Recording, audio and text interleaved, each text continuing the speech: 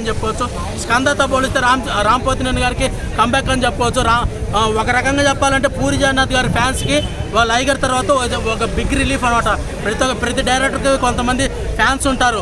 అలాగే రాజమౌళి వాళ్ళ నాన్న విజేంద్ర ప్రసాద్ గారు కూడా పూరి జగన్నాథ్ గారి ఫ్యానే. ఊరికనే పెద్ద పెద్దోళ్ళు పూరి జగన్నాథ్ గారి ఫ్యాన్ అవ్వరు కదా.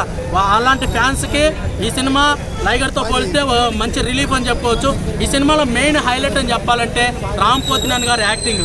నాకైతే అదరగొట్టేశారు రామ్ పోతినేని గారి యాక్టింగ్.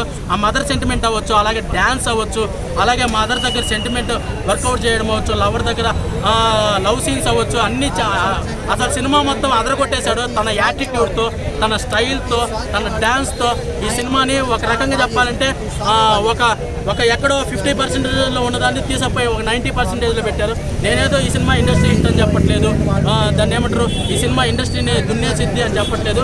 కానీ ఈరోజు ఇండిపెండెన్స్ డే రోజు చిన్నపిల్లలందరూ ఫ్లాగ్ స్కూల్కి వెళ్ళేసి కాలేజెస్కి వెళ్ళేసి ఏం చేస్తారు, సినిమా చూడాల్సిందే కదా. తల్లిదండ్రులతో వచ్చి ఈ సినిమాని శుభ్రంగా 3 గంటలు ఏసీలో కూర్చొని ఈ సినిమాని బాగా ఎంజాయ్ చేయొచ్చు. రామ్ పోతినేని గారు డ్యాన్స్ అయితే అదరగొట్టేశారు. చిన్నపిల్లలు ప్రతి ఒక్కరూ ఈ సినిమాని రామ్ పోతినేని గారి కోసం ఈ సినిమాని చూడవచ్చు. అలాగే పూరి జగన్నాథ్ గారి డైరెక్షన్ బాగా నచ్చింది, కథ బాగా నచ్చింది, అన్నీ బాగా నచ్చింది. ఓవరాల్గా చెప్పాలంటే ఈ సినిమాని ఒకసారి చూడొచ్చు. Out of 5 3.5. Thank you.